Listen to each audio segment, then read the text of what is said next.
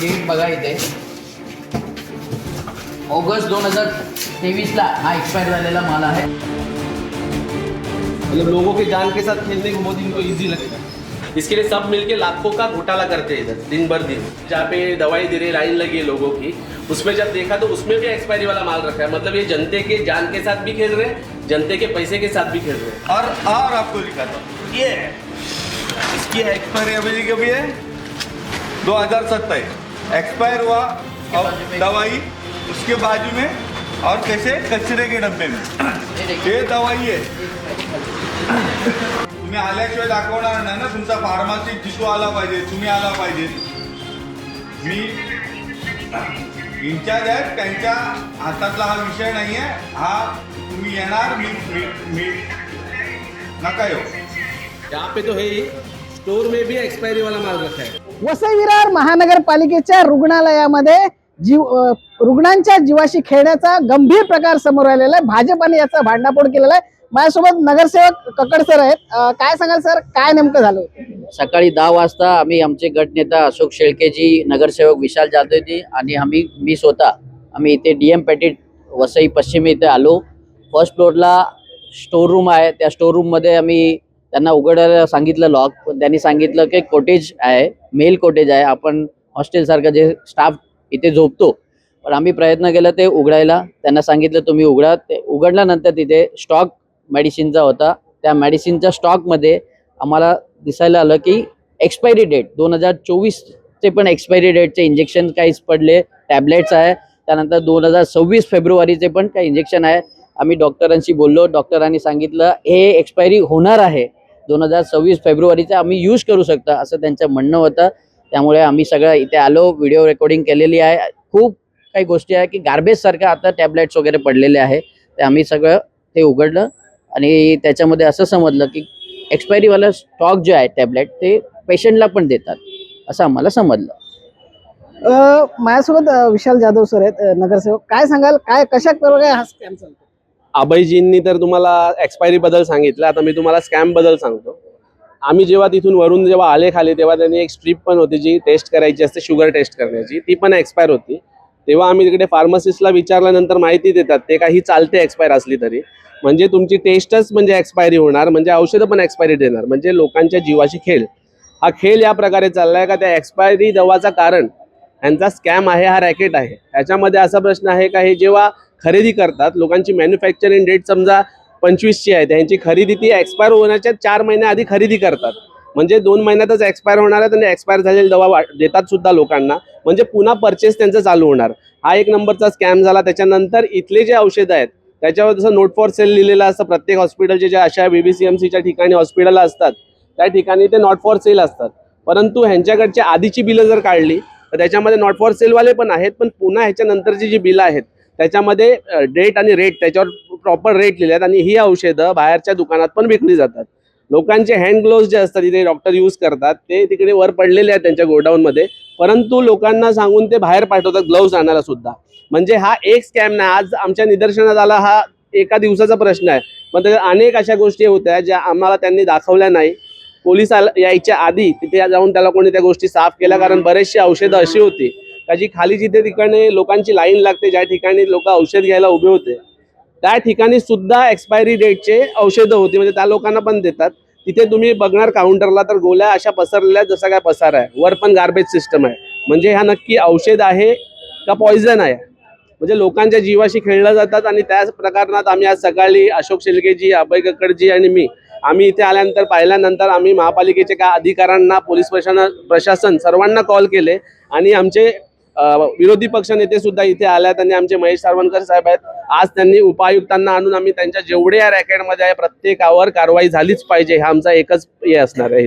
महापालिका लोकांना विष देत असल्याचा आरोप केलेला आहे, तुम्ही काय सांगाल? नक्कीच या अगोदर देखील बोगस औषध घोटाळा उघडकीस आला होता, आपण पत्रकारांनीच तो उघडकीस आणला होता, त्याच्यावर कारवाई, त्याच्यावर FIR पण झालाय, पण त्याची सखोल चौकशी करायचं सोडून हा नवीन आता घोटाळा बाहेर आलेला आहे। आमच्या दिवाणमानला एक महिन्याने ब्लड रिपोर्ट मिळत होते। मागच्या आठवड्यात मी आयुक्तांना पत्र दिलं, माननीय आयुक्तांना, आणि त्याच्यानंतर आता 2 दिवसात ब्लड रिपोर्ट मिळत आहेत। 1 महिना जर ब्लड रिपोर्टला लागत असतील तर ती व्यक्ती कंटाळून बाहेर प्रायव्हेट खाजगी लॅबमध्ये जाणार. म्हणजे हे खाजगी लॅब चालवण्यासाठी चाललेलं यांची यंत्रणा षडयंत्र आहे का, असा म्हणजे संशय येतो. कारण जर एखाद्याला ताप येत असेल तर त्याला डेंग्यू आहे, मलेरिया आहे का अजून कुठला आजार आहे हे समजायला जर 1 महिना लागला तर तोपर्यंत तो जिवंत राहील का? आणि जिवंत राहण्यासाठी त्याला ज्या महिनाभर ज्या गोळ्या इकडून देत आहेत त्या गोळ्या कुठल्या आहेत तर त्या बोगस आहेत, एक्सपायरी डेट झालेल्या आहेत. अशी ही महानगरपालिकेची यंत्रणा आहे. त्याच्यामुळे या संपूर्ण वैद्यकीय आरोग्य विभागाची सखोल चौकशी झाली पाहिजे. वैद्यकीय आरोग्य अधिकाऱ्यापासून शेवटच्या कर्मचाऱ्यापर्यंत संपूर्ण सखोल चौकशी झाली पाहिजे आणि जे कोण दोषी असतील अधिकारी कर्मचारी यांच्यावर कठोरात कठोर कारवाई झाली पाहिजे. यांच्यावर कठोरात कठोर कारवाई झाली पाहिजे. माझ्यासोबत विरोधी पक्षनेते मनोज पाटील सर आहेत. काय सांगाल, हे स्कॅम काय थांबण्याचं नाव घेत नाही? नाही, वसई विरार महापालिका आणि घोटाळे हे समीकरण गेले अनेक वर्ष बघतोय आणि तुम्हीच त्याला अनेक वेळेला लोकांसमोर आणलेलं आहे. आम्ही त्यासाठी सातत्याने आवाज उठवत आहोत. परंतु हा जो काही प्रकार आहे हा गंभीर आहे.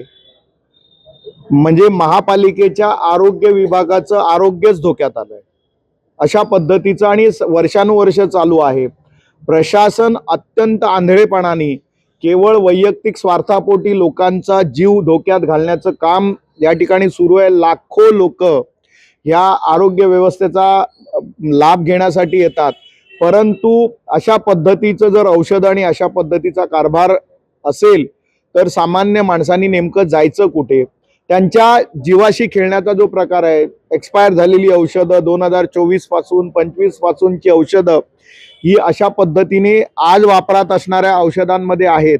आणि त्यामुळे जर अशी औषधं दिली जात असतील तर ते आजारी जी व्यक्ती असेल, लहान मुलं असतील किंवा वयोवृद्ध असतील, त्यांच्या जीवाला सरळ सरळ धोक्यात टाकण्याचं काम आहे.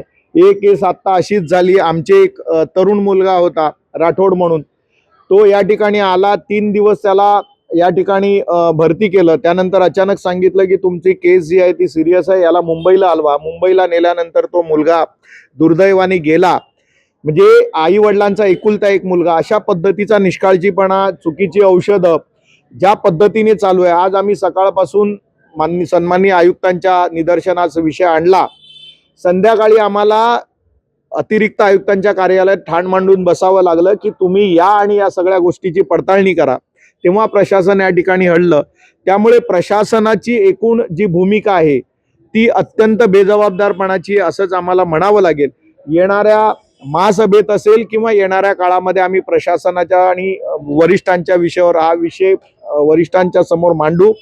आणि ह्यामध्ये जे जे कोणी दोषी आहेत, ज्या पद्धतीचे कारभार ज्या पद्धतीचा चालू आहे, जे जे लोक दोषी आहेत, लोकांच्या आरोग्याशी लोकांच्या जीवाशी खेळण्याचं ज्या ज्या लोकांनी प्रयत्न केला किंवा जे जे करतायत त्या सगळ्यांवरती कठोर कारवाई व्हावी अशी आमची मागणी आहे. या ठिकाणी हा सगळा तुमच्या नगरसेवकाने पर्दाफाश केल्यानंतर 11 तासांनी अतिरिक्त आयुक्त चेकिंग करायला येतात. काय म्हणावं याला? तेच म्हणतोय की आम्हाला अतिरिक्त आयुक्तांकडे जाऊन बसावं लागलं. आयुक्तांना फोन करून सांगावं लागलं की त्या ठिकाणी आपला जबाबदार कोणीतरी अधिकारी जायला पाहिजे. परंतु ते आपल्या वैयक्तिक महापालिकेच्या कुठल्या दुसऱ्या बैठकांमध्ये व्यस्त होते. हा गंभीर मुद्दा आहे. हा त्यांना दाखवल्यानंतर ते आज या ठिकाणी आलेत आणि त्यांनी या ठिकाणी आता ते पाहणी करतात. मुळात हे सगळं जे आहे जे कोणीतरी आमच्या लोकप्रतिनिधींनी महापालिका प्रशासनाच्या समोर आणावं, हाच मुळात गंभीर विषय आहे. महापालिका प्रशासनातले जे अधिकारी आहेत, कर्मचारी आहेत, त्यांची जबाबदारी काहीच नाही का? त्यांच्यावरती आमची मागणी आहे, त्यांच्यावरती पहिली कारवाई व्हावी आणि जे जे कोणी सप्लायर आहेत, ठेकेदार आहेत, त्या सगळ्यांची चौकशी होऊन कारवाई व्हावी. या ठिकाणी जे जे दोषी असतील ते अधिकारी असू दे किंवा या ठिकाणचे आरोग्य अधिकारी असतील किंवा या सिस्टम मध्ये जे अधिकारी आहेत त्यांच्यावर सुद्धा कारवाई झाली पाहिजे. कारण हे एका रुग्णांच्या जीवाशी विष देण्याची ही प्रक्रिया जी सुरू आहे यांच्यावरती कडक कारवाई व्हायला पाहिजे आणि या स्कॅम मध्ये जे आहेत त्यांच्यावर सुद्धा कारवाई व्हायला पाहिजे अशी मागणी भाजपाने केलेली आहे. स्नेहा विश्वकर्मासह विजय देसाई, न्यूज 18 मराठी, वसई.